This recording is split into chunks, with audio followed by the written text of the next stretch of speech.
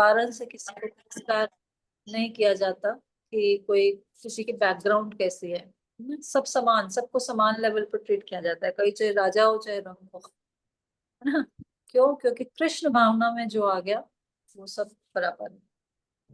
पूछता भी नहीं है कोई कि कौन कहाँ से आया, सबको बराबर ट्रीट किया जाता है। जगत डूबिन जीवे हेला बीज नाश, ताहा देखी पंच जन परम उल्लास।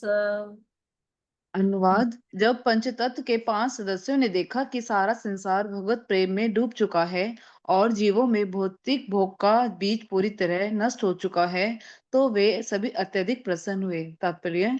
इस संदर्भ में श्रील भक्ति सिद्धांत सरस्वती ठाकुर ने अपने अनुभाष्य में लिखा है कि चूंकि सारे जीव भगवान के तटस्थ शक्ति से संबंधित हैं, अतः प्रत्येक जीव में कृष्ण भावना भावित होने की सहज प्रवृत्ति रहती है, भले ही उसी के साथ भौतिक भोग का बीज भी उसके भीतर क्यों न रहता हो। भौतिक भोग का बीज भौतिक प्रकृति द्वारा संचित होकर वह बंधन रूपी वृक्ष बन जाता है और फल प्रदान करता है, जिससे जीवों को सभी प्रकार के भौतिक भोग प्राप्त होते हैं। ऐसी भौतिक सुविधाओं को भोगने का अर्थ है 3 प्रकार के भौतिक दुखों से पीड़ित होना। किंतु जब प्रकृति के नियम अनुसार बाढ़ आती है, तब पृथ्वी के भीतर के बीज निष्क्रिय हो जाते हैं। इसी प्रकार जब भगवत प्रेम की बाढ़ सारे विश्व में परिव्याप्त हो जाती है, तो भौतिक भोग के बीज शक्तिहीन हो जाते हैं। इस प्रकार कृष्ण भावनामृत आंदोलन जितना अधिक फैलता है, भौतिक भोग की इच्छा उतनी ही घटती जाती है। कृष्ण भावना आंदोलन की वृद्धि के साथ ही भौतिक भोग का भी स्वतः शक्तिहीन होता जाता है। जो लोग कृष्ण भावना अमृत आंदोलन को भगवान चैतन्य की कृपा से विश्व भर में फैलता देखकर ईर्ष्या करते हैं, उन्हें चाहिए कि वे प्रसन्न हो, जैसा कि यहाँ पर परम उल्लास शब्दों द्वारा सूचित होता है। किंतु कनिष्ठ अधिकारी या प्रगत भक्त जैसे ऐसे भौतिकतावादी भक्त को आध्यात्मिक ज्ञान में उन्नत नहीं है, जो आध्यात्मिक ज्ञान में उन्नत नहीं है, उन्हें अंजलि, कल्पना माता जी म्यूट कर सॉरी सॉरी लीजिए। माता, सॉरी। होने के कारण ही वे प्रसन्न होने के स्थान पर ईर्ष्या करते हैं और इसलिए वे कृष्ण भावना अमृत आंदोलन में दोष निकालते रहते हैं। फिर भी श्रीमद् प्रबोधानंद सरस्वती अपने ग्रंथ चैतन्य चंद्रामृत में लिखते हैं कि भगवान चैतन्य श्री कृष्ण के कृष्ण अमृत भावना अमृत आंदोलन में प्रभावित होने पर भौतिकतावादी लोग अपनी पत्नी तथा बच्चों के बारे में बोलना त्याग देते हैं तथा कथित विद्वान वैदिक साहित्य का उबाऊ अध्ययन त्याग देते हैं। योगी अपना अव्यवहारिक योगाभ्यास त्याग देते हैं, तपस्वी अपनी कठोर तपस्या त्याग देते हैं और सन्यासी सांख्य दर्शन का अध्ययन करना त्याग देते हैं। इस तरह वे सभी चैतन्य महाप्रभु की भक्ति योग की विधियों के प्रति आकृष्ट हो जाते हैं और कृष्ण भावना अमृत से बढ़कर अन्य किसी रस का आस्वादन नहीं कर सकते। हरे कृष्ण। तो जो पिछला श्लोक था ना कि कृष्ण भावनामृत आंदोलन हर किसी को डुबो देगा, मुझे याद आया। अभी हमारी सैटरडे को एक ग्रुप चल रहा है यहाँ पे नीचे, सभी सेमिनार हुआ था उसके बाद वो ग्रुप चल रहा है। तो मैं ग्रुप में एक दिन मेरी मेरी क्लास थी तो मैं लेने गई, तो वहां एक लेडी आई मेरे पास आके, मतलब बस रोने ही लग गई। तो मैंने कहा हाँ जी आप कौन? फिर मुझे नहीं पहचाना, मैंने कहा नहीं। तो मुझे बताया उन्होंने, उनका नाम सविता था। तो जो भी बोली, कह रही मैं पहले 21 सेक्टर में रहती थी, तो बोले मैं आपके घर में काम करती थी, मुझे याद नहीं है, मैं अभी भी नहीं पहचाना मैंने उनको। तो वो मेड थी मेरे घर में समहाउ। तो वो कह रही कि आपने मुझे माला दी थी, मुझे तो वो भी याद नहीं है कब माला दी थी कब किया था, आपने मुझे हरे कृष्ण महामंत्र कराया था, ये वो करके मैं तब से हरे कृष्ण महामंत्र के 16 माला कर रही हूँ। देखो मुझे 20-18 साल हो गए यहाँ आए हुए इधर। और अब जाके क्या हुआ उसको, कह रही मैं आपको कब से ढूंढ रही हूँ, आप वहां से छोड़ के यहाँ आ गए, फिर मुझे कोई भक्त मिले, उन्होंने मुझे बताया कि आप 37 सेक्टर में रहते हो, तो मैं आपको ढूंढते ढूंढते यहाँ आई, तो यहाँ मेरा किसी ने सेमिनार रजिस्ट्रेशन कर दिया और अब वो क्लास में है। वो मेड का ही काम करती है, मेड है वो। और उनकी बेटी भी आती है और वो भी आती है, रेगुलर आती है, मैं जितनी बार क्लास देने गई हूँ मुझे वो मिलती है। और वो इतना रोती है, इतना रोती है खुशी के कारण, जैसे कहते हैं ना बाढ़ आ जाती है प्रेम की। वो प्रेम मेरे में तो नहीं आया अभी तक, बट उसमें वो प्रेम आ गया है मैं देख रही हूँ उसकी आंखों से अश्रुधारा, हर बार जब मिलेगी आंखों से आंसू बह रहे होंगे। तो मैं हैरान, अभी ये पढ़ रही हूँ तो मुझे रियलाइज हो रहा है कि कृष्ण भावनामृत जो है वो कुछ नहीं देखता। अभी देखा सबके साथ क्लास में बैठ के प्रसाद पाती है, लेक्चर सुनती है, but she is a made. अभी भी वो लोगों के घरों में काम करती है, बट उसको समान में वहां पर ट्रीट किया जा रहा है एज अ डिवोटी। मैंने देखा हमारी अंजू गोयल माता जी की सेवा होती है उस क्लास में, वो उनको वैसे ही ट्रीट करते हैं जैसे सबको करती है ना। तो यही अंतर है कृष्णा कॉन्शियसनेस में और बाकी सब जगह में।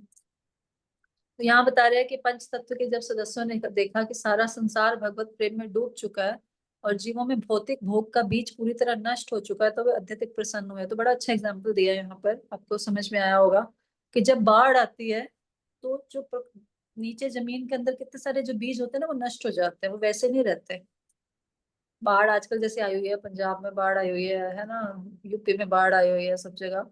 तो वो जो जितनी नीचे जमीन में वो सारी चीजें होंगी वो नष्ट हो जाएगी। तो कह रहे इसी तरह जब ये कृष्ण प्रेम की बाढ़ आती है तो हमारी जो भौतिक भोग की इच्छाएं हैं है ना, वो पूरी तरह से वो बीज क्या हो जाता है, नष्ट हो जाता है। पर ये बाढ़ हमें कब छुएगी पता नहीं पर जिस दिन छुएगी उस दिन अच्छा ही होगा, ये बाढ़ आ जाए ना, कृष्ण प्रेम की बाढ़ आ जाए और भौतिक इच्छाएं, भौतिक भोग करने की इच्छाएं खत्म हो जाए तो अच्छा होगा ना। तो जब पंच तत्व ने देखा कि सारा संसार ऐसे डूब चुका है इस भगवत प्रेम में, तो बड़े प्रसन्न हुए है ना। तो जो गुरुजन होते हैं वो प्रसन्न होते हैं, है ना। जैसे शिला प्रभुपाद बोलते थे, जब भी हमारे गुरु महाराज उनके पास जाते थे बुक डिस्ट्रीब्यूशन स्टोर लेके या बुक्स की प्रिंटिंग का स्टोर लेके, तो बड़े खुश होते थे कि हाँ यहाँ फैल गया, यहाँ फैल गया, यहाँ पे। इसी तरह से भक्त क्या होते हैं, खुश होते हैं। यहाँ पंच तत्व भी क्या हो रहे हैं, खुश हो रहे हैं, अत्यधिक प्रसन्न हो रहे हैं। आगे, यत यत प्रेम वृष्टि करे पंच जने, तत तत बाड़े जल व्यापे त्रिभुवने। अनुवाद श्री पंचतत्व के पांचों सदस्य भगवत प्रेम की जितनी अधिक वृष्टि कराते हैं उतनी अधिक बाढ़ बढ़ती जाती है और वह सारे विश्व में परिव्याप्त हो जाती है। तात्पर्य, कृष्णा भावनामृत आंदोलन ना तो रूढ़िवादी है न ही निष्क्रिय। मूर्खों तथा धूर्तों द्वारा उठाए गए इन आक्षेपों के बावजूद कि यूरोपियों तथा अमेरिकी मलेच्छों को ब्राह्मण या सन्यासी के रूप में मान्यता नहीं दी जा सकती, यह आंदोलन सारे विश्व में परिव्याप्त होगा। यहाँ परिंगित हुआ है कि यह विधि परिव्याप्त होगी और कृष्ण महामृत से सारे जगत को अपलावित कर देगी। है ना। तो ये बाढ़ बढ़ती जाएगी और पूरे विश्व में फैल जाएगी। चैतन्य महाप्रभु यहीं पर भविष्यवाणी कर रहे हैं, जिसको शिला प्रभुपाद ने पूरा किया। अभी आप जब मायापुर जाते हैं हम लोग मार्च में, तो फ्लाइट पूरा जो कैलकाटा स्टेशन वो होता है ना, एयरपोर्ट, वो पूरा फॉरनर से भरा होता है। इंडियंस तो कम मिलेंगे वहां पे, सारे फॉरनर्स हो रहे होते हैं। सुबह की फ्लाइट, दोपहर की फ्लाइट, जो जो हम यूट्यूब पे कहीं कहीं कुछ चेहरे देखते हैं ना, वो सारे वहां पे नजर आ रहे होते हैं। फ्लाइट में, एयरपोर्ट पे, रास्ते में, टैक्सियों में, क्योंकि वो बाढ़ सारी कहाँ आ रही है, मायापुर की तरफ। मतलब सारे लोग भक्तजन कहाँ इकट्ठे हो रहे हैं, मायापुर में आके इकट्ठे हो रहे हैं। पूरे विश्व में देखना हो हमें कि प्रभुपाद ने कहाँ कहाँ कैसे कैसे प्रचार किया, तो मायापुर में जाके हम देख सकते हैं। वहाँ तो इंडियंस बहुत कम दिखते हैं, है ना।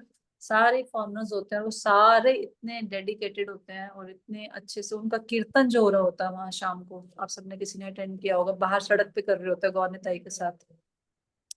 अमेजिंग कीर्तन होता है। मतलब उसको देख के कोई व्यक्ति रह नहीं सकता कि उसका पैर ना उठे हो उस व्यक्ति के नृत्य करने के लिए। ऐसा कीर्तन होता है उनका, रशियंस का, अमेरिकन का, सबका। तो प्रभुपाद की कृपा से, पंचतत्व की कृपा से सारे बाढ़ सारे विश्व में फैल जाती है। आगे, मायावादी कर्मनिष्ठ कुर्ता किर्कगण, निंदक पाषंडी यत पडुया अधम, सेई सब महादक्ष धन पलाइल, सेई वन्य तास बारे छुड़िते नदील। अनुवाद, मायावादी, सकाम कर्मी, छंद तार्किक, निंदा करने वाले भक्त, अभक्त तथा निम्न श्रेणी के विद्यार्थी कृष्ण भावनामृत आंदोलन से दूर रहने में बड़े दक्ष होते हैं। अतएव कृष्ण भावना अमृत की बाढ़ उनका स्पर्श नहीं कर पाती। तात्पर्य, बनारस के प्रकाशानंद सरस्वती जैसे भूतकाल के मायावादी दार्शनिक की ही तरह आधुनिक मायावादी चैतन्य महाप्रभु के कृष्ण भावनामृत आंदोलन के में रुचि नहीं रखते। वे इस भौतिक जगत के महत्व को नहीं जानते, वे इसे मिथ्या मानते हैं और यह नहीं समझ पाते हैं कि कृष्ण भावनामृत आंदोलन इसका किस तरह उपयोग कर सकता है। वे निर्विशेष विचारों में इतने मग्न रहते हैं कि समस्त आध्यात्मिक विविधता को वे भौतिक मान बैठते हैं। क्योंकि वे ब्रह्म ज्योति जैसी भ्रांत धारणा के आगे कुछ भी नहीं जानते। अतः वे यह नहीं समझ सकते हैं कि पूर्ण पुरुषोत्तम भगवान कृष्ण आध्यात्मिक हैं, अतः भौतिक माया की धारणा से परे हैं। जब कभी कृष्ण स्वयं या भक्त रूप में अवतरित होते हैं, तब वे मायावादी दार्शनिक उन्हें सामान्य व्यक्ति मान लेते हैं। भगवद गीता के 9.11 में इसकी भर्त्सना की गई है। अवजानति मामूढ़ा मानुषी तन्नुमाश्रितम् परम भावम जानेतो मत मूत महेश्वरम। जब मैं मनुष्य रूप में अवतरित होता हूँ, तो मूर्ख लोग मेरा उपहास करते हैं। वे सबके परमेश्वर के रूप में मेरे दिव्य स्वभाव को नहीं जानते। ऐसे अन्य ठग व्यक्ति भी होते हैं जो अपने आप को भगवान का अवतार बतलाकर भगवान के अवतरित होने की घटना का दुरुपयोग करते हैं और इस तरह अबोध जनता को ठगते हैं। ईश्वर के अवतार को शास्त्रों में दिए गए कथनों की कसौटी पर खरा उतरना चाहिए और उसे असाधारण कार्य करने चाहिए। हमें चाहिए कि किसी धूर्त को ईश्वर का अवतार न माने, अपितु भगवान की तरह कार्य करने की उसकी क्षमता की परीक्षा लें। उदाहरणार्थ, कृष्ण ने अर्जुन को भगवद गीता का उपदेश दिया और अर्जुन ने भी कृष्ण को पूर्ण पुरुषोत्तम भगवान मानकर हमारे समझने के लिए भगवान से प्रार्थना की कि वे अपना विराट रूप प्रकट करें। इस तरह उन्होंने कृष्ण की परीक्षा ली कि सचमुच में भगवान है या नहीं। इसी प्रकार हमें चाहिए कि ईश्वर के तथाकथित अवतार की परीक्षा हम इस आदर्श मापदंड के अनुसार करें। हमें चाहिए कि हम उनकी योग शक्तियों के प्रदर्शन से प्रभावित न होकर शास्त्रों के कथा अनुसार ईश्वर के तथाकथित अवतार की परीक्षा लें। चैतन्य महाप्रभु को शास्त्रों में कृष्ण का अवतार कहा गया है। अतः यदि कोई चैतन्य महाप्रभु की नकल करना चाहता है और अपने आप को अवतार घोषित करता है, तो उसे अपना अधिकार प्रमाणित करने के लिए शास्त्रों से प्रमाण प्रस्तुत करने चाहिए। तो हमने देखा है टीवी पर कितने लोग आते थे पहले, फिर अभी वो सब जेल में है ना। सारे अपने आप को अवतार कहते थे, भगवान कहते थे, और लोग भी अंधाधुंध उनकी पूजा करते थे सब कुछ। तो यही कह रहे हैं कि ऐसे किसी को भी भगवान नहीं मान लेना चाहिए। और यहाँ लिखा है, देखिए, मायावादी सकाम कर्मे छन्न तात, निंदा करने वाले अभक्त इस आंदोलन से दूर रहने में बड़े दक्ष होते हैं।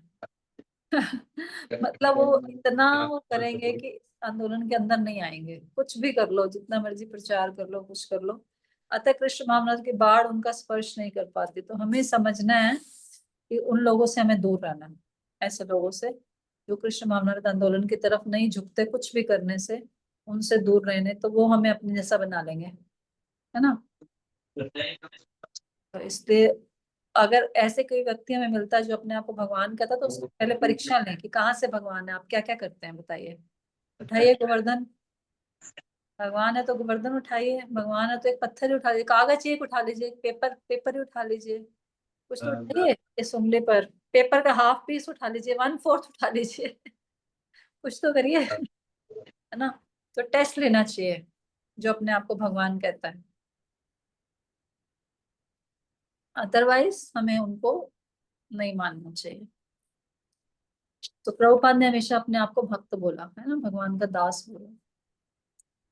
ताहा देखी महाप्रभु करे न चिंता, न जगत डुबाइते आमे करे लोयता। केह एडा एडा प्रतिज्ञा है भंग, तासा बा डुबेते पाले रंग। कोई और पढ़ सकता है? यस, ईश्वरीला माता जी, आप पढ़ेंगे? हरे कृष्ण। यह देखकर कि मायावादी तथा अन्य लोग पलायन कर रहे हैं, चैतन्य महाप्रभु ने सोचा, मेरी इच्छा थी कि प्रत्येक व्यक्ति भगवत प्रेम की इस बाढ़ में डूब जाए, किंतु उनमें से कुछ लोग भाग निकले हैं। अतः मैं उन्हें भी डुबाने का कोई उपाय निकालूंगा। तात्पर्य में श्रील प्रभुपाद की जय। यहाँ पर एक महत्वपूर्ण बात कही गई है। भगवान श्री चैतन्य महाप्रभु ऐसा मार्ग निकालना चाहते थे जिससे वे मायावादियों तथा कृष्ण भावनामृत आंदोलन में रुचि ना रखने वाले ऐसे ही अन्य लोगों को पकड़ सके। यह आचार्य का लक्षण है। एक आचार्य जो भगवान की सेवा करने के लिए आता है, उससे यह उम्मीद नहीं की जाती कि वह घिसे पिटे मार्ग पर चलेगा, क्योंकि उसे ऐसे मार्ग और साधन ढूंढने होंगे जिससे कृष्ण भावनामृत का प्रसार हो सके। कभी कभी ईर्ष्यालु लोग कृष्ण भावनामृत आंदोलन की इसलिए आलोचना करते हैं क्योंकि इसमें भगवत प्रेम वितरण हेतु लड़कों तथा लड़कियों को समान रूप से लगाया जाता है। वे यह नहीं जानते कि यूरोप तथा अमेरिकी देश जैसे देशों में लड़के तथा लड़कियां दोनों मुक्त रूप से परस्पर मिलते हैं। ये धूर्त तथा मूर्ख कृष्ण भावनामृत में लगे लड़के लड़कियों के परस्पर मिलने की आलोचना करते हैं, किंतु इन धूर्तों को यह सोचना चाहिए कि किसी समाज की प्रथाएं सहसा नहीं बदली जा सकती। फिर भी लड़कों तथा लड़कियों दोनों को प्रचारक बनने की शिक्षा दी जाती है, इसलिए ये लड़कियां सामान्य लड़कियां नहीं रह जाती, अपितु कृष्ण भावनामृत का प्रचार करने वाले अपने भाइयों के समकक्ष ही होती हैं। इसलिए आध्यात्मिक कार्यों में लड़कों तथा लड़कियों दोनों को लगाना कृष्ण भावनामृत आंदोलन के प्रचार की दृष्टि से एक नीति है। जो ईर्ष्यालु मूर्ख लोग लड़कों तथा लड़कियों के परस्पर मिलने की आलोचना करते हैं, उन्हें अपनी मूर्खता से ही संतुष्ट रहना पड़ेगा, क्योंकि वे सोच ही नहीं सकते कि कृष्ण भावनामृत का प्रचार करने के लिए किस तरह से इस कार्य के लिए उपयुक्त साधनों का उपयोग किया जाए। उनकी घिसी पिटी विधियों से कृष्ण भावनामृत का प्रसार नहीं हो सकेगा। इसलिए हम जो कुछ कर रहे हैं वे चैतन्य महाप्रभु की कृपा से पूर्ण है, क्योंकि उन्होंने ही कृष्ण भावनामृत से दूर रहने वालों को पकड़ने के लिए एक मार्ग का आविष्कार करने के लिए अनुमोदन दिया था। तो प्रभुपाद ने एक प्रिंसिपल दिया था, यूटिलिटी इज द प्रिंसिपल, है ना। उसका क्या मतलब है? उसका मतलब ये है कि जो भी चीज अवेलेबल है उसको भगवान की सेवा में लगाया जाए। अब प्रभुपाद से जुड़े लड़के भी जुड़े, लड़कियां भी जुड़ी। अब अगर लड़कियों को प्रभुपाद सेवा में नहीं लगाते तो वो क्या करती? वो कभी भी प्रभु के साथ नहीं जुड़ती। और अगर लड़कियां नहीं जुड़ती, आज इतने सारे गृहस्थ जो ब्रह्मचारी तो कम ही होते हैं। अब देखिए हमारे टेम्पल में पहले तो कुछ भी ब्रह्मचारी नहीं थे, एक भी नहीं था। फिर धीरे धीरे दो चार पांच आए हैं, पर कॉन्ग्रेगेशन तो ज्यादा ही होती है ना। तो अगर प्रभुपाद उस समय ये ना सोचते कि लेडीज को कैसे इन्वॉल्व करना है, तो आज हमारा आंदोलन इतना फैलता नहीं, है ना। तो प्रभुपाद ने सबको समान रूप से अधिकार दिया। अदरवाइज वैसे मठों में पहले क्या होता था? हाँ, तो सिर्फ ब्रह्मचारी और सन्यासी होते थे। ऐसे कोई लेडीज तो ऐसे ज्यादा इतना इन्वॉल्वमेंट नहीं होता था जितना हमारे इस्कॉन में प्रभुपाद ने हमें ओपन सब कुछ करने के लिए दिया है। इवन यहाँ तक कि ऑल्टर में भी लेडीज जा सकती हैं। मुझे याद है, मैं एक बार गुरु महाराज से मिलने गई थी, तो कुछ सेवा की बात चल रही थी, तो गुरु महाराज ने मुझे बोला, why don't you go to altar. मैं हैरान हो गई कि मतलब हमारे इंडिया में तो कोई ऑल्टर में जाता नहीं है, ना किसी को परमिशन होती, पर गुरु महाराज ने मुझे स्पेशल बोला, why don't you go to altar. तो मैंने कहा, "तो महाराज ने क्लीन चिट दे दिया है, नाउ यू कैन गो।" तो अदरवाइज इंडिया में ऐसे परमिशन नहीं होती। बट हमारे गुरुजन जानते हैं कि किसको कहाँ एंगेज करना चाहिए, है ना। वो स्वभाव के हिसाब से एंगेज करते हैं, जिसका जैसा टेस्ट होता है ना उसको वहीं पे लगा देते हैं, जिससे वो व्यक्ति अपनी परफॉर्मेंस अच्छी कर सके ना। जो उसका टेस्ट है उस हिसाब से करता है। ये यही बात गीता भी बोलती है, स्वभाव के हिसाब से कार्य करने से क्या होता है, हम ज्यादा अच्छा कार्य कर पाएंगे। तो व्यक्ति को स्वभाव के हिसाब से सेवा देनी चाहिए। तो प्रभुपाद ने इतना हमें खुलापन दिया, इतनी हमें अपॉर्चुनिटीज दी, तभी हमारा आंदोलन इतना फैला है ना। तो इसके लिए उस समय प्रभुपाद की बहुत आलोचना भी हो रही थी कि लेडीज को ब्राह्मण दीक्षा दे दी, जो आज तक कभी नहीं हुआ। तो प्रभुपाद को बड़ी आलोचना होती, लेकिन प्रभुपाद यही बता रहे हैं कि नहीं, ना, ये लड़कियां भी अपने भाइयों जैसी ही बड़ी चढ़ी हैं। जो कृष्ण भावनामृत में आ गया, वो स्त्री या पुरुष का भेद नहीं रहता, फिर तो वो आत्मा के स्तर पे काम करता है ना। तो ये लड़कियां भी अपने भाइयों जैसे ही बड़ी चढ़ी हैं, और ये भी बहुत कुछ कर सकती हैं। तो इसलिए प्रभुपाद हम सबको बता रहे हैं कि हमने जो कुछ भी किया उसके पीछे एक दूरदृष्टि है ना। तो ये प्रचार के लिए प्रभुपाद ने बहुत बड़ा एक स्टेप उठाया, लेडीज को ब्राह्मण दीक्षा दी।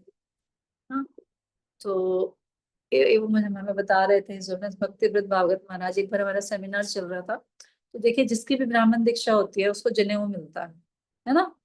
जेंट्स की जिसकी भी होती है। तो एक बार जमुना माता जी की ब्राह्मण जब दीक्षा हुई, तो वो रोने लग गई बहुत जोर जोर से। तो बोला कि प्रभु ने बोला, रो क्यों रहे हो आप? बोले कि मुझे भी जनेऊ चाहिए। तो बोले इन सबको जनेऊ मिल रहा तो मुझे भी जनेऊ चाहिए। तो प्रभुपाद ने बोला, नहीं, आप जनेऊ के बिना ही सब कुछ कर सकते हो। वो जो आप करना चाहते हो ना, भगवान की सेवा करनी है, तो वो सब आप ऐसे ही कर सकते हो। तो मतलब उन्होंने बहुत उस समय वो किया कि नहीं, मुझे भी जनेऊ चाहिए, क्योंकि वो बहुत एडवांस डिवोटी थी। तो प्रभुपाद ने जो जो भी व्यक्ति जहां पर भी था उसको सेवा में लगाकर इस आंदोलन को आगे बढ़ाया और इतना प्रचार प्रसार किया। इसलिए कुछ लोग तो हमेशा ही ऐसे होंगे जो यहाँ से भागेंगे कि नहीं, मुझे इस आंदोलन में नहीं आना, नहीं आना। लेकिन चैतन्य महाप्रभु कहते हैं, मैं उनको भी डुबाने का उपाय निकाल लूंगा, मैं किसी को छोड़ूंगा नहीं। ईस्ट और वेस्ट कहीं भी कोई भी जाएगा, मैं उसको किसी ना किसी प्रकार से करके इस आंदोलन में कर लूं। ठीक है। एतबले मने किछु करिया विचार, संन्यास आश्रम प्रभु कैला अंगीकार। इस प्रकार महाप्रभु ने पूरी तरह विचार करने के बाद संन्यास आश्रम ग्रहण किया। तात्पर्य, भगवान श्री चैतन्य महाप्रभु को संन्यास ग्रहण करने की आवश्यकता न थी, क्योंकि वे साक्षात भगवान हैं। अतएव उन्हें जीवन के देहात्म बोध से कोई प्रयोजन नहीं था।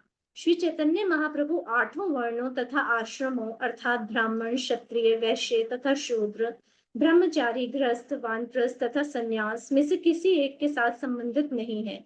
उन्होंने अपने आप को सर्वोपरि आत्मा के रूप में माना था। श्री चैतन्य महाप्रभु या इस मामले में कोई भी शुद्ध भक्त कभी भी अपने आप को जीवन के इन सामाजिक तथा आध्यात्मिक विभागों से नहीं जोड़ता, क्योंकि भक्त सदैव समाज की इन विविध श्रेणियों से परे होता है। तो भी भगवान श्री चैतन्य ने इस आधार पर संन्यास ग्रहण करना स्वीकार किया कि जब वे सन्यासी बन जाएंगे तो हर व्यक्ति उनका सम्मान करेगा और इससे हर व्यक्ति का मंगल होगा।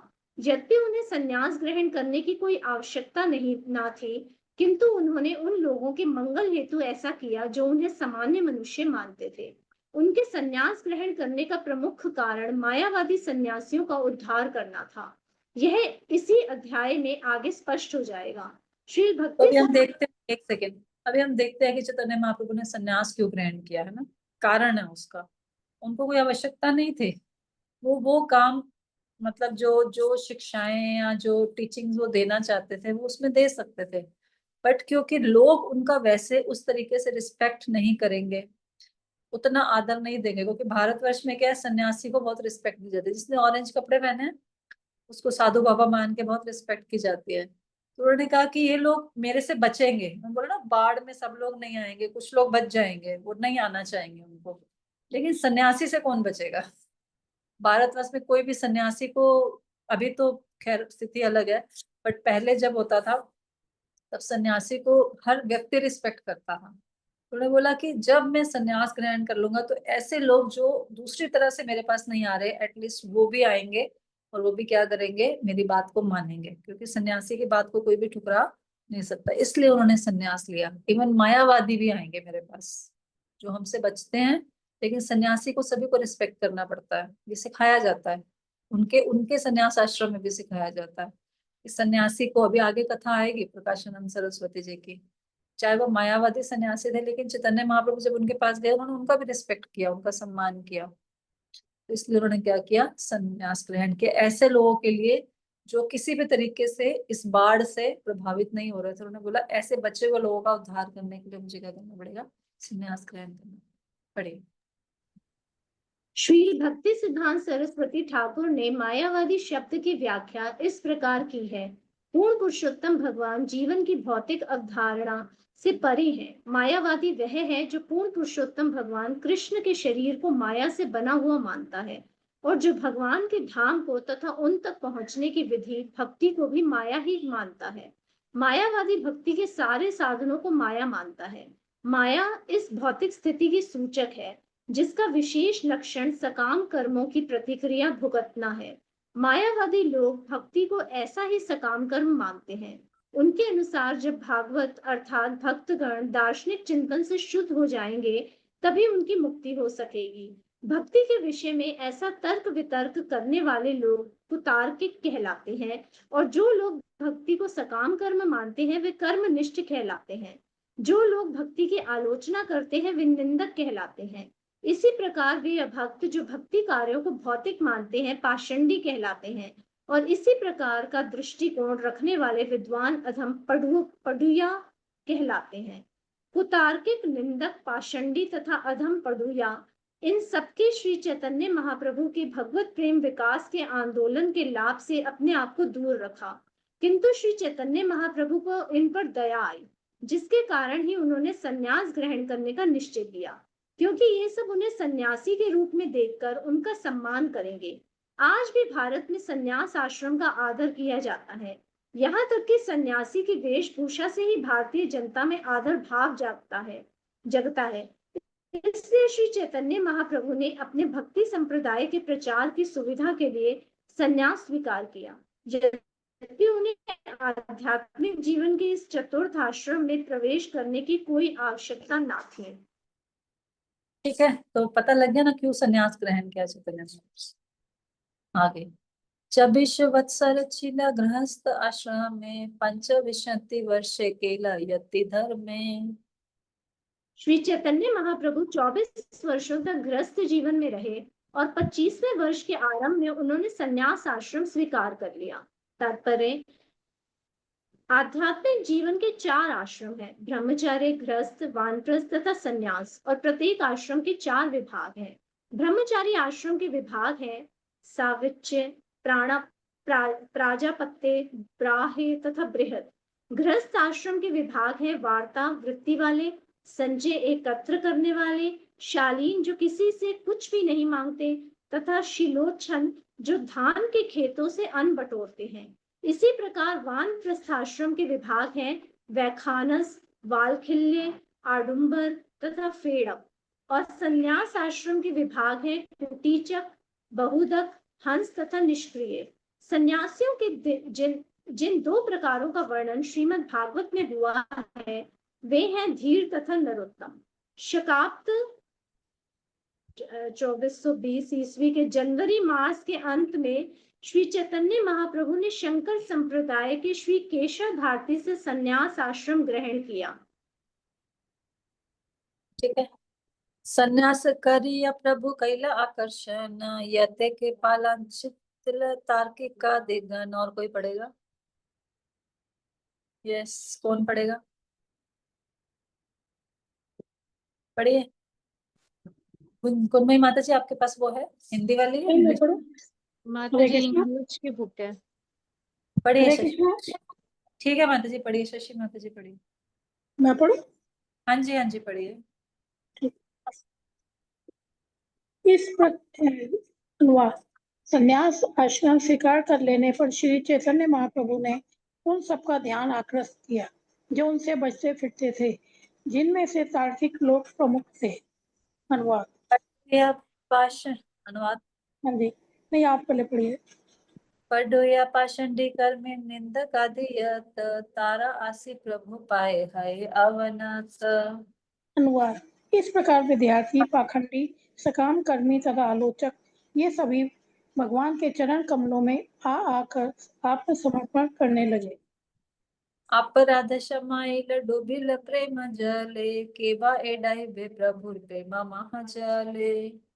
अनुवाद। श्री चैतन्य महाप्रभु ने उन सबको क्षमा प्रदान की और वे सभी भक्ति के सागर में निमग्न हो गए, क्योंकि ऐसा कोई भी नहीं था जो श्री चैतन्य महाप्रभु के अद्वितीय प्रेम रूपी जल से बच सके।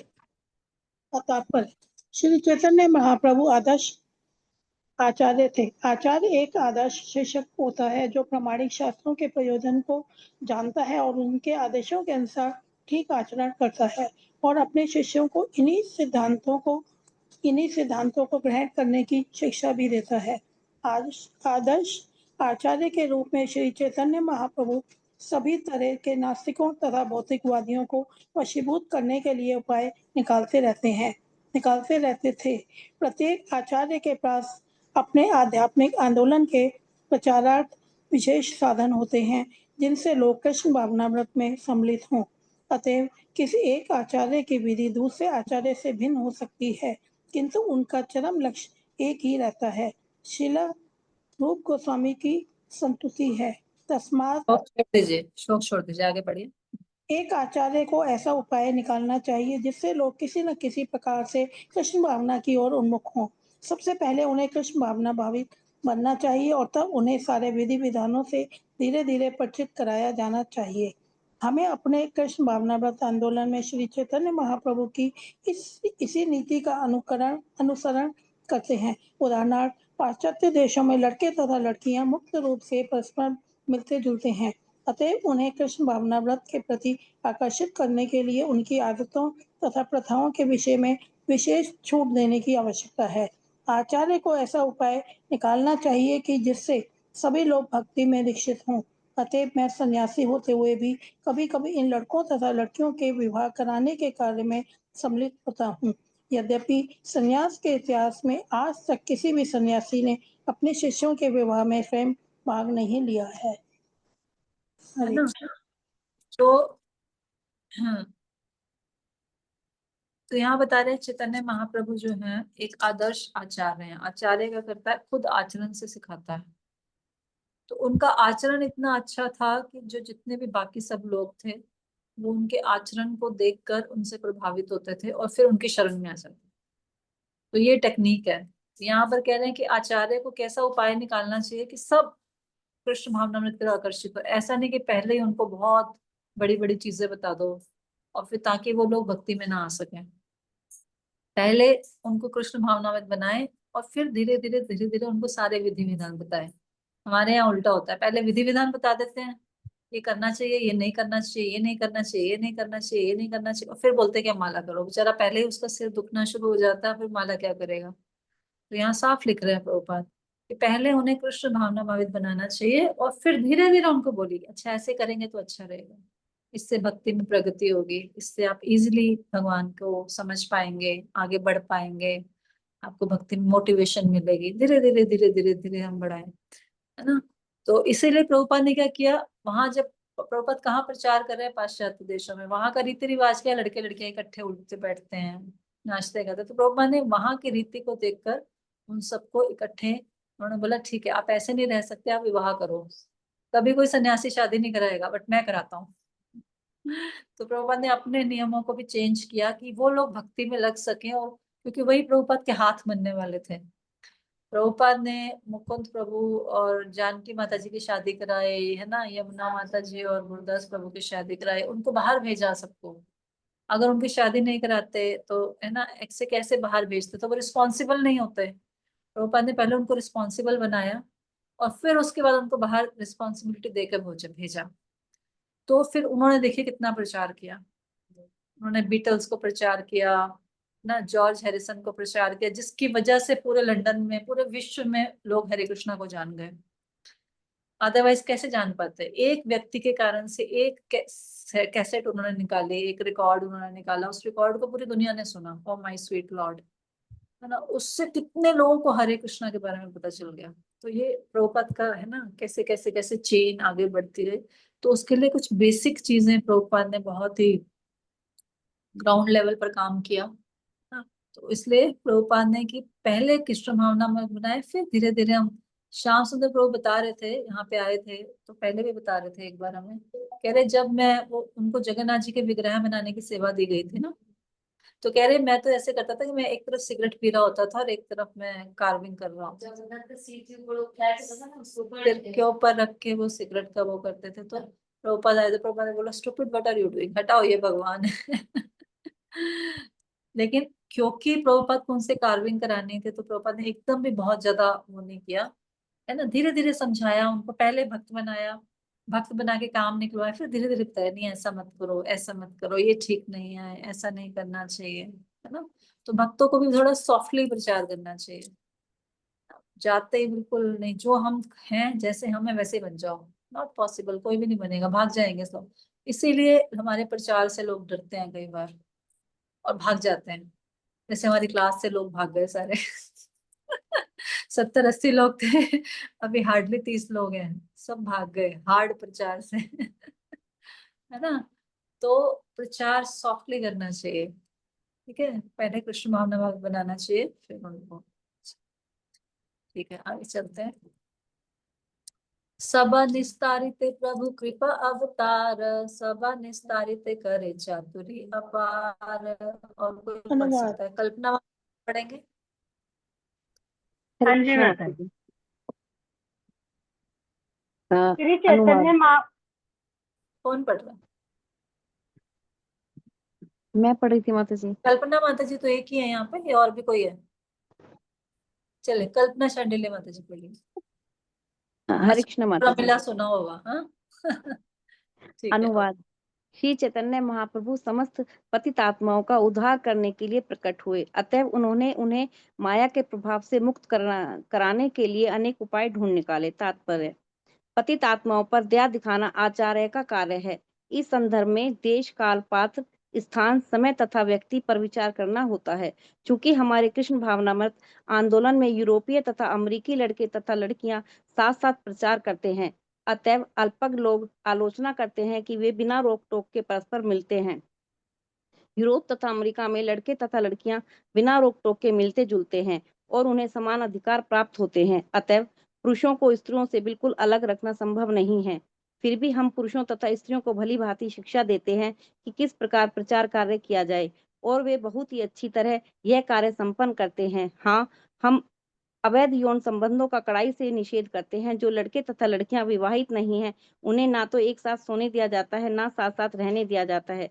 हर मंदिर में उनके रहने की पृथक पृथक व्यवस्था है। गृहस्थ मंदिर के बाहर रहते हैं, क्योंकि पति तथा पत्नी तक को मंदिर में एक साथ रहने की अनुमति नहीं दी जाती। इसके परिणाम बड़े ही आश्चर्यजनक हैं।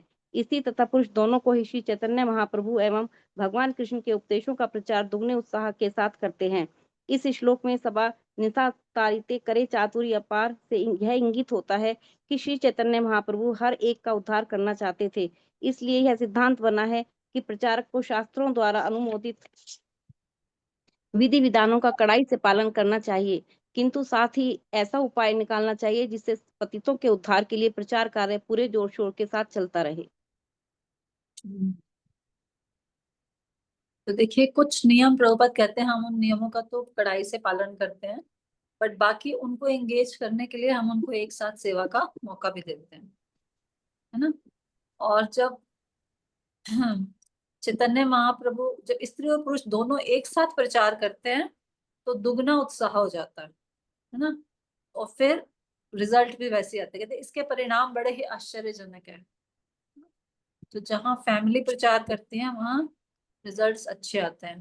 तो चैतन्य महाप्रभु हर एक का उद्धार करना चाहते थे, इसलिए सिद्धांत बना कि प्रचारकों को शास्त्र द्वारा अनुमोदित विधि विधानों का कड़ाई से पालन करना चाहिए, किंतु साथ ही ऐसा उपाय निकालना चाहिए जिससे पतितों के उद्धार के लिए प्रचार कार्य पूरे जोर शोर से चलता रहे। मतलब विधि का पालन तो करना है, लेकिन साथ साथ समय काल परिस्थिति के हिसाब से ऐसी ऐसी कोई तरकीब निकालनी है कि ज्यादा प्रॉब्लम्स भी ना हो, लेकिन प्रचार कार्य ज्यादा तेजी से बढ़े, है ना।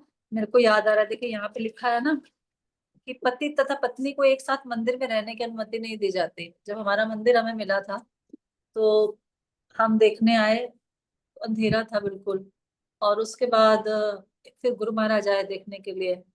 तो गुरु महाराज आए तो मैं भी कभी पीछे नहीं गई थी। जो भी हमारी किचन है ना, जहाँ पे हमारी डिवोटी किचन है, वहां पे 2 रूम बने हुए थे पहले और एक बाथरूम था।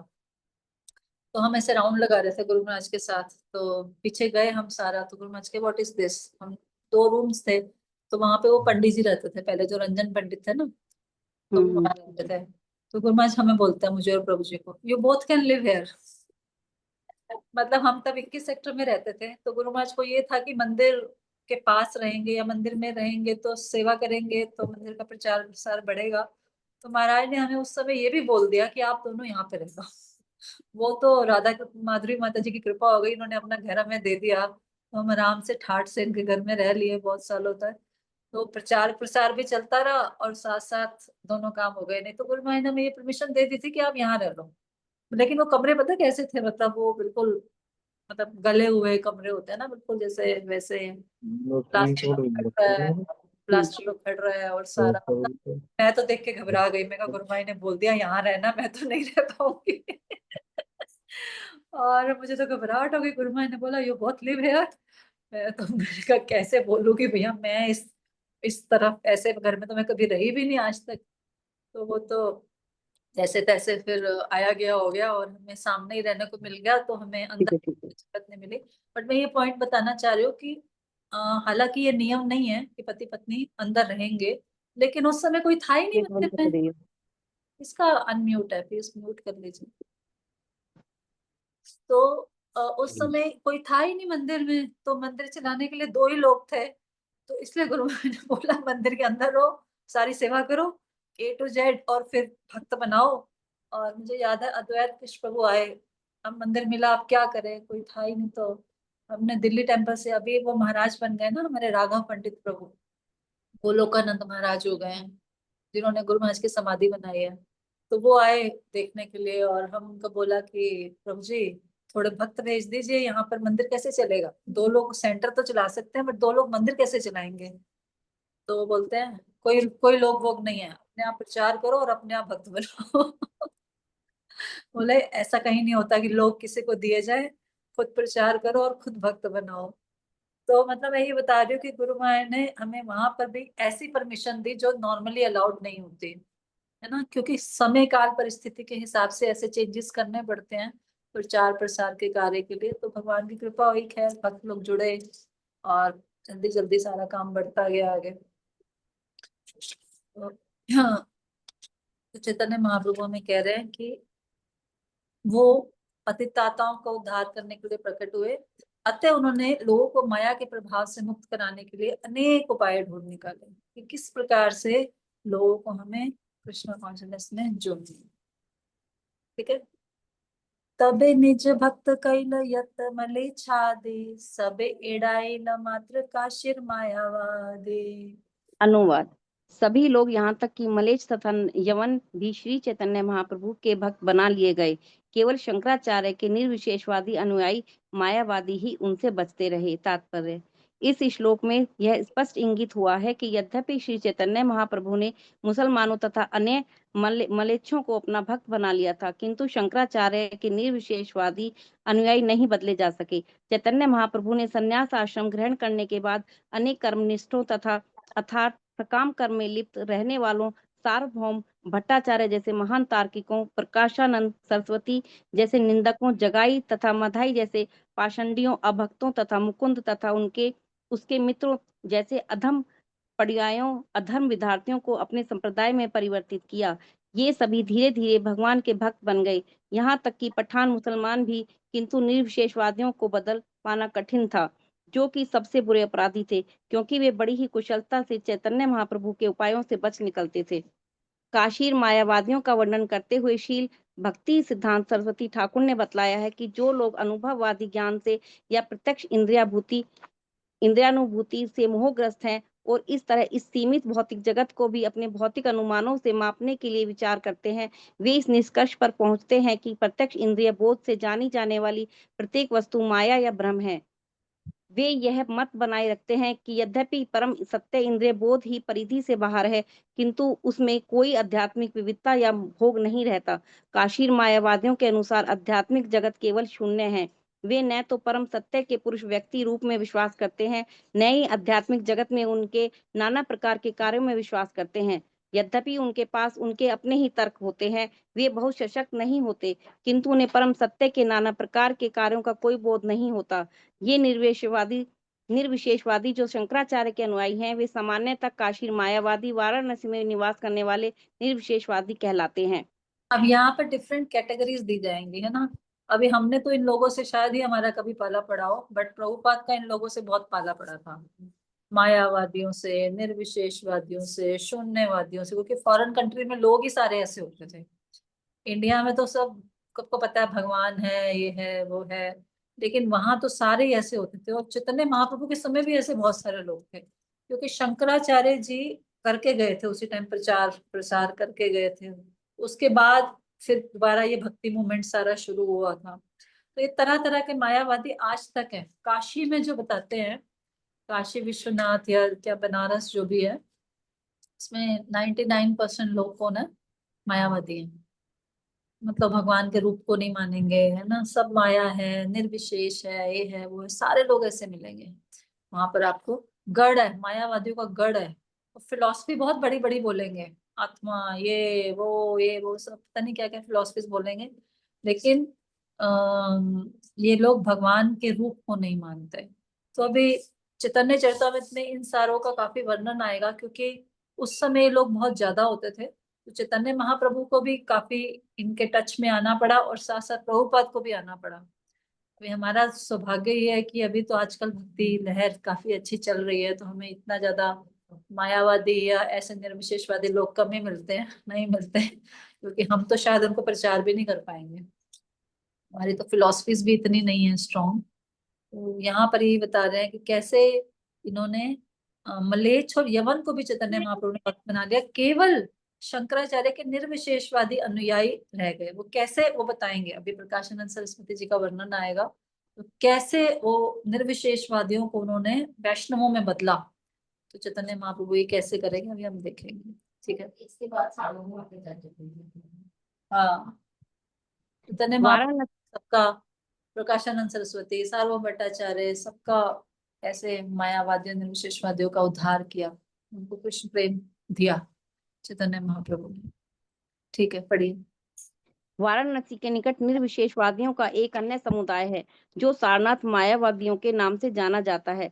वाराणसी शहर के बाहर सारनाथ नामक एक स्थान है जहाँ एक विशाल बौद्ध स्तूप है। वहाँ बौद्ध दर्शन के अनेक अनुयायी रहते हैं। वे सारनाथ मायावादी कहलाते हैं। सारनाथ के मायावादी वाराणसी के मायावादियों से भिन्न हैं, क्योंकि वाराणसी के मायावादी यह प्रचार करते हैं कि निर्विशेष ब्रह्म सत्य है, परंतु भौतिक विविधता मिथ्या है। किंतु सारनाथ के मायावादी इस बात पर भी नहीं विश्वास करते कि परम सत्य या ब्रह्मा माया के विपरीत है। उनके अनुसार भौतिकतावाद ही परम सत्य की एकमात्र अभिव्यक्ति है। वास्तव में काशी तथा सारनाथ मायावादी दोनों एवं साथ ही अन्य दार्शनिक जिन्हें आत्मा विषयक ज्ञान नहीं होता निपट भौतिकतावाद के पक्षधर हैं।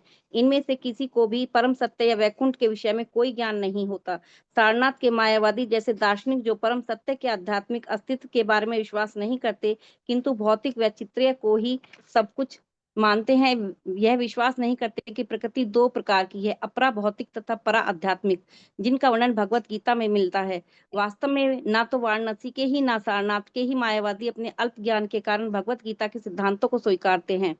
क्योंकि ये मायावादी जिन्हें पूर्ण आध्यात्मिक ज्ञान नहीं होता, भक्ति योग के सिद्धांतों को नहीं समझ सकते। अतः उन्हें इन अभक्तों की श्रेणी में रखना चाहिए जो कृष्ण भावनामृत आंदोलन के विरोधी हैं। कभी कभी इन मायावादियों द्वारा उत्पन्न किए जाने वाले अवरोधों के कारण हमें बड़ी असुविधा होती है, किंतु हम उनके तथाकथित दर्शन की परवाह नहीं करते, क्योंकि हम भगवत गीता यथारूप में प्रतिपादित अपने दर्शन का प्रचार करते हैं और इससे हमें सफल परिणाम प्राप्त हुए हैं।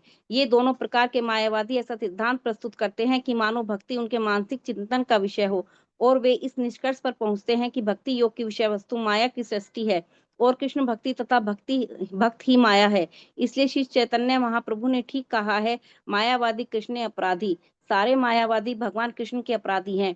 चैतन्य चैतन्य मध्य 17.129। कृष्ण भावनामृत आंदोलन को समझ पाना उनके लिए संभव नहीं है, अतः हम उनके दार्शनिक निष्कर्षों की परवाह नहीं करते। ऐसे झगड़ालू मायावादी अपने तथाकथित तर्क को प्रस्तुत करने में कितने ही दक्ष क्यों न हो, हम उन्हें हर तरह से परास्त करके अपने कृष्ण भावनामृत आंदोलन को आगे बढ़ाते जाते हैं। उनकी मानसिक कल्पना की उड़ान हमारे कृष्ण भावनामृत आंदोलन की प्रगति को रोक नहीं सकती, क्योंकि यह पूर्णतः आध्यात्मिक है और ऐसे मायावादियों के नियंत्रण में नहीं है। बड़ा मुश्किल है एक व्यक्ति को, कई बार हम बुक डिस्ट्रीब्यूशन पे जाते हैं तो वहां पे लोग कई बार मिलते हैं, आपको मिले होंगे। मैं तो एक बार एक व्यक्ति मिला तो मैं गीता दे रही थी तो बोलता है कि मैं तो एथीस्ट हूँ। साफ बोला उसने, मैं एथीस्ट हूँ, मैं मानता ही नहीं भगवान को, आप क्यों गीता दे रहे हो, और ये जो आप कर रहे हो ये बहुत गलत काम कर रहे हो। पीछे ही पड़ गया कि आप भी गलत काम कर रहे हो, आपको ये नहीं करना चाहिए। मैं तो भैया गीता मतलब मुझे तो छोड़ दो लेकिन बोला कि नहीं, आप भी गलत काम करो, आपको भी नहीं करना चाहिए। तो मैं कैसे तैसे वहां से जान छुड़ा के भागी, क्योंकि मैं हम क्या बोलेंगे और तो वो क्या समझेंगे, बड़ा मुश्किल है ना। मैं मेट्रो स्टेशन पे थी, मुझे याद है, बाटा के मेट्रो स्टेशन पे वो पीछे ही पड़ गया व्यक्ति, नहीं आप पहले खड़े होके मेरे से बात करो।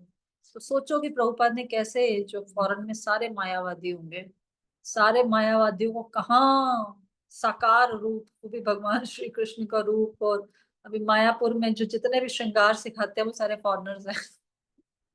सोचिए कितना हमसे ज्यादा सुंदर श्रृंगार वो करते हैं, हमसे ज्यादा सुंदर पेंटिंग वो करते हैं। मंदिरों की पेंटिंग अगर हमें करानी होती है अपने डीटीज की, हमें उन्हीं को बुलाना पड़ता है, रशियन डिवोटीज को, वो हमसे ज्यादा सुंदर पेंटिंग करते हैं। जितने भी डिवो हमारे मंदिर में जितनी पेंटिंग्स लगी हैं आपने देखा होगा, सब रशियन डिवोटीज की बनी हुई है। उनका भाव देखिए। तो कहाँ प्रभुपाद ने, कहाँ कोई क्या था, कैसे था, उसको कहाँ चेंज कर दिया, इनकंसीवेबल है, अचिंत्य है ना। हम तो एक व्यक्ति को भी नहीं वो कर सकते। तो इसलिए चैतन्य महाप्रभु देखिए, चैतन्य महाप्रभु कृपा ही है कि प्रभुपाद कर पाए, तो चैतन्य महाप्रभु का ही ये था कि मुझे इन सबको क्या करना है, भक्त बनाना है, इसलिए उन्होंने संन्यास लिया। क्योंकि गृहस्थ आश्रम में होते तो ना तो उनके पास जा सकते, प्रकाशानंद सरस्वती के पास जा सकते, ना किसी और के पास जा सकते, ना वो सुनते ना उनको देखते। तो सन्यासी बन के गए तो उन्होंने उनका रिस्पेक्ट किया और बात सुनी। वृंदावन यही ते प्रभु राहिला काशीते, मायावादी गण तारे लागिल निंदते। अनुवाद। जब श्री चैतन्य महाप्रभु वृंदावन जाते समय वाराणसी से होकर गुजर रहे थे तो मायावादी सन्यासी दार्शनिकों ने अनेक प्रकार से उनकी निंदा की। तात्पर्य। श्री चैतन्य महाप्रभु को पूर्ण शक्ति के साथ कृष्ण भावना का प्रचार करते समय अनेक मायावादी दार्शनिकों का सामना करना पड़ा। इसी प्रकार हमें भी विरोध करने वाले स्वामियों, योगियों, मायावादियों, वैज्ञानिकों, दार्शनिकों तथा अन्य मानसिक तर्कवादियों का सामना करना पड़ता है और भगवान कृष्ण की कृपा से हम उन सब को बिना कठिनाई के परास्त करते जाते हैं। अब प्रभुपाद के लॉजिक्स कोई सुनेगा, है ना। हमारे टीचर है ना भक्ति वैभव में ग्रेस बंसी बदन प्रभु, अमेजिंग टीचर। तो वो तो हर बात में प्रभुपाद के लेक्चर्स का उदाहरण देते हैं कि प्रभुपाद ने अपने लेक्चर में ये बोला, प्रभुपाद ने अपनी कन्वर्सेशन में ये बोला, उसको ऐसे बोला, उसको ऐसे बोला। तो प्रभुपाद के सारे लेक्चर्स में क्या है, मायावादियों का खंडन ही है। सारे जितने लेक्चर, वैसे तो किताबों में भी बहुत ज्यादा है, बट लेक्चर्स में तो इससे भी ज्यादा है। प्रभु जी तो हर बार उनका एग्जाम्पल देते रहेंगे, कैसे प्रभुपाद ने उस समय उसको कैसे डील किया, ऐसे डील किया, वैसे डील किया।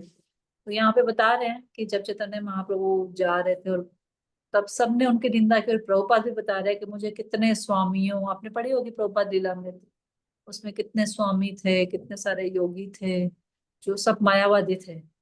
वो प्रभुपाद को रहने के लिए स्थान चाहिए था, प्रभुपाद कभी कभी उनके पास रहते थे, लेकिन उनके सिद्धांत इतना उल्टा होता था कि जो प्रभुपाद से जुड़ रहे होते थे वो भी लोग उल्टे हो जाते थे। तो प्रभुपाद वहां से भाग गए कि नहीं, मुझे नहीं रहना इन लोगों के पास, है ना, कि यहाँ रहने का कोई लाभ नहीं है, जो मैं प्रचार कर रहा हूँ वो उल्टा ही पड़ रहा है सारा।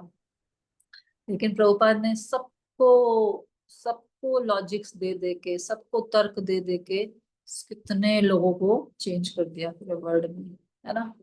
सोचे, वैसे हम सोचते नहीं है इस बारे में, कभी सोचे तो बड़ा चिंते है ना।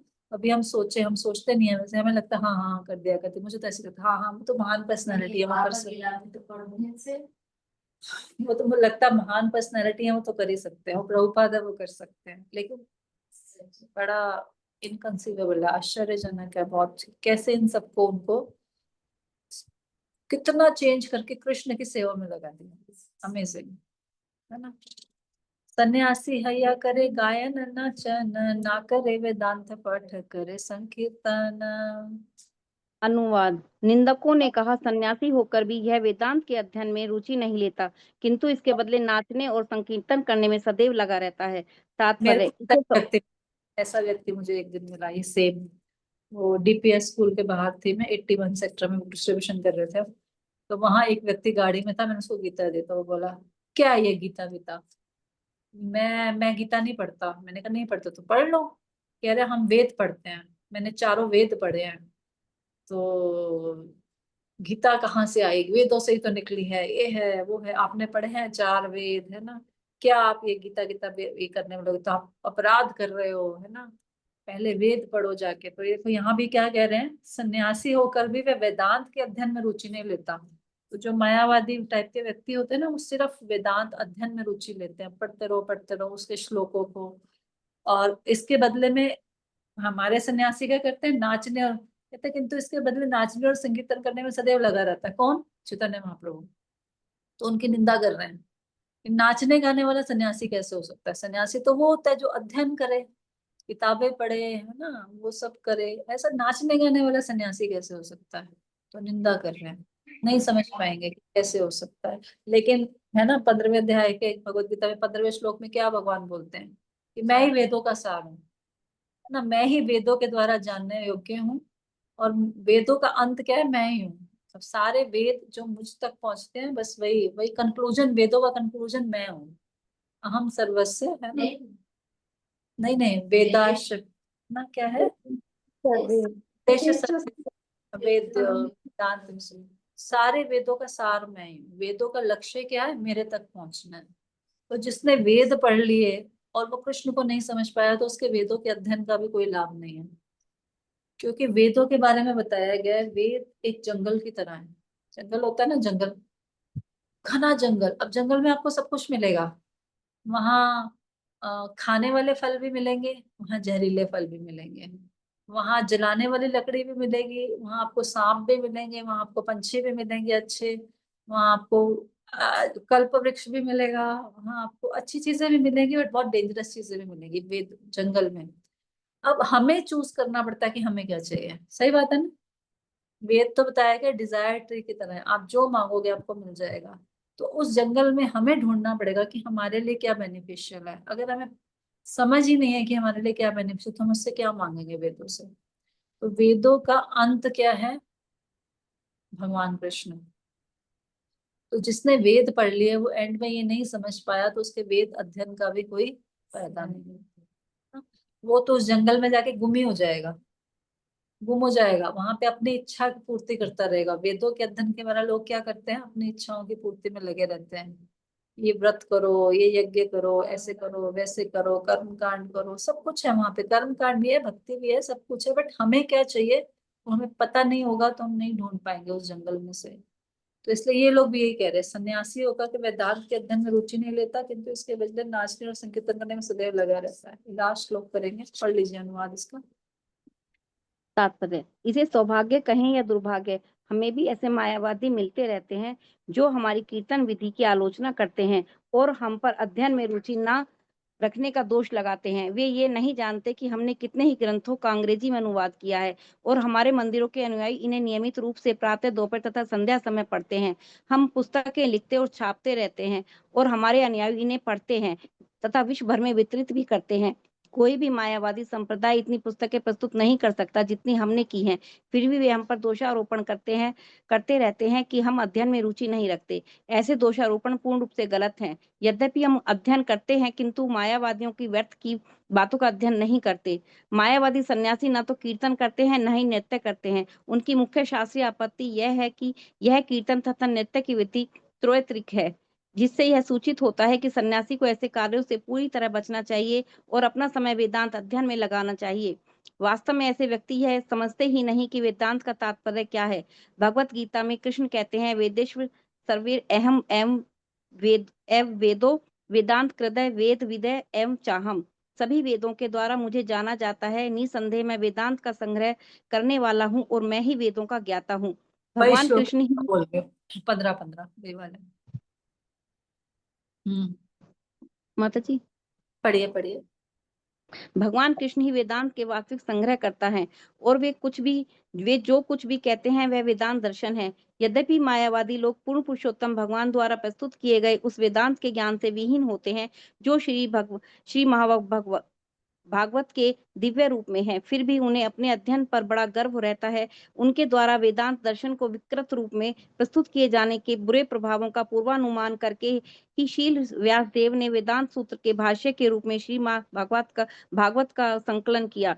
श्री माँ भागवत भाष्योयम ब्रह्मा सूत्राणाम है। दूसरे शब्दों में ब्रह्मा सूत्र के सूत्रों में निहित समस्त वेदांत दर्शन का वर्णन श्री माँ भागवत के पृष्ठों में विस्तार पूर्वक हुआ है। इस तरह वेदांत दर्शन का सच्चा प्रतिपादक वह कृष्ण भावित व्यक्ति है जो सीधे भगवत गीता तथा श्री माँ भागवत जैसे ग्रंथों का अध्ययन करता है और उन्हें समझता है तथा इन ग्रंथों के तात्पर्यों की शिक्षा सारे विश्व को देता है। मायावादी लोगों को वेदांत दर्शन पर एकाधिकार रखने का आध्यात्मिक अत्यधिक गर्व है, किंतु भक्तों के पास वेदांत पर उनके स्वाभाविक भाष्य तथा श्रीमद् भागवत तथा आचार्यों द्वारा लिखित अन्य भाष्य हैं। गौड़ीय वैष्णवों की टीका गोविंद भाष्य कहलाती है। मायावादियों का यह आरोप कि भक्तगण वेदांत का अध्ययन नहीं करते पूर्ण रूप से गलत है। मायावादी लोगों को यह नहीं पता कि कीर्तन करना, नृत्य करना, माँ भागवत के सिद्धांतों का प्रचार करना, जिसे भागवत धर्म भी कहते हैं, वेदांत के अध्ययन के समकक्ष ही है। चूंकि वे सोचते हैं कि वेदांत दर्शन का पठन सन्यासियों का एकमात्र कार्य है और चूंकि उन्होंने चैतन्य महाप्रभु को ऐसा प्रत्यक्ष अध्ययन करते नहीं पाया, इसलिए वे उनकी आलोचना करने लगे। श्रीपाद शंकराचार्य ने वेदांत दर्शन के अध्ययन पर विशेष बल दिया है। वेदांत वाक्येषु सदा रमन्त कोपिनवंत खलु भाग्यवंत, केवल कोपीन बांधने वाले पक्के सन्यासी को चाहिए कि वह वेदांत सूत्र के दार्शनिक कथनों का सदा आनंद ले। ऐसे सन्यासी को अत्यंत भाग्यशाली समझना चाहिए। मायावादियों ने वाराणसी में श्री चैतन्य महाप्रभु की इसलिए निंदा की क्योंकि उनका आचरण इन सिद्धांतों के अनुसार नहीं था, किंतु श्री चैतन्य महाप्रभु ने इन मायावादी सन्यासियों पर विशेष अनुग्रह किया और प्रकाशानंद सरस्वती तथा सार्वभौम भट्टाचार्य के साथ वेदांत शास्त्रार्थ द्वारा उनका उद्धार किया। तो अब इनको हराएंगे धीरे धीरे, वो इस चैप्टर में ही आएगा, बड़ा आनंद आएगा उसमें। चैतन्य महाप्रभु बड़ी अच्छी अपनी देंगे एक्सप्लेनेशन उनको, फिलोसफिकल नहीं, सिंपल, और उनको ध्वस्त कर देंगे। फिर हम अगली बार करेंगे मंडे को। ठीक है, किसी को कुछ कहना है? हरे कृष्णा माता जी। हाँ हरे जी। कृष्णा माता जी, जैसे सुने कि चैतन्य महाप्रभु ने शंकर संप्रदाय से दीक्षा ली थी, तो ये रुद्र संप्रदाय के लिए कह रहे हैं? नहीं नहीं, शंकराचार्य। शंकराचार्य जी। हाँ, शंकर संप्रदाय ये दूसरा, रुद्र संप्रदाय नहीं। ये अच्छा। शंकर उस समय एक वो होते थे, ग्रुप था, मतलब मायावादी सन्यासी थे। उसका भी रीजन आएगा अभी कि क्यों मायावादी सन्यासी से दीक्षा ली थी, मतलब वैष्णव संप्रदाय से नहीं ली थी। इसके पीछे भी एक रीजन है, एग्जैक्ट रीजन अभी देखना पड़ेगा। तो एक कारण था कि जिसके कारण उन्होंने इनसे दीक्षा ली थी, वो रुद्र नहीं। माता जी, जैसे ये और हमारे 3 संप्रदाय, रुद्र संप्रदाय, लक्ष्मी संप्रदाय, तो इनमें जैसे हम लोग भगवान के साकार रूप को मानते हैं, तो क्या इन तीनों संप्रदाय में भी भगवान के साकार रूप को माना जाता है? हाँ हाँ, तो वैष्णव संप्रदाय है, ये चारों वैष्णव संप्रदाय। संप्रदाय है। अच्छा। ये प्रॉपरली वो है, ये मायावादी नहीं है। मायावादी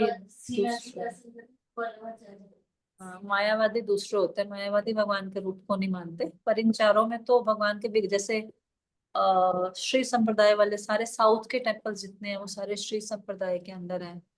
और ये जो पुष्टि मार्गी होते हैं सारे निम्बार्काचार्य के, जैसे ये हमारा श्रीनाथ जी का टेम्पल है, राजस्थान के काफी टेम्पल्स वो उनके अंडर है। पुष्टि मार्गी वो भगवान की बाल रूप में पूजा करते हैं। एक हमारा हो गया, एक लक्ष्मी संप्रदाय हो गया। तो ये सब भगवान के, वो लक्ष्मी नारायण की पूजा करते हैं। वैसे अलग अलग रूप, जैसे वो विष्णु की पूजा करते हैं श्री संप्रदाय वाले। हाँ, श्री सब जो साउथ इंडियंस है। निम्बार्काचार्य किसकी पूजा करते हैं? पुष्टि मार्गी निम्बार्काचार्य होते हैं ना, शायद निम्बार्का वाले होते हैं, वो भगवान के बाल रूप की पूजा करते हैं। हम लोग कृष्णा की पूजा करते हैं। ऐसे रुद्र किसी के करते होंगे, मुझे आइडिया नहीं है उनका। ठीक है माता जी, थैंक यू माता जी। हरे कृष्ण।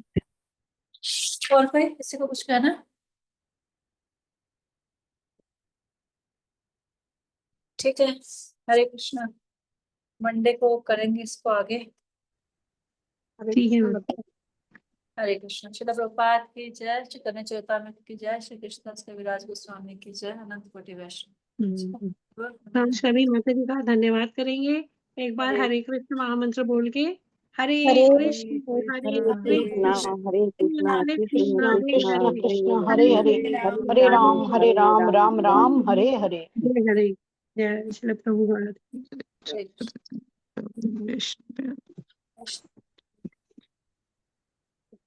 कृष्ण।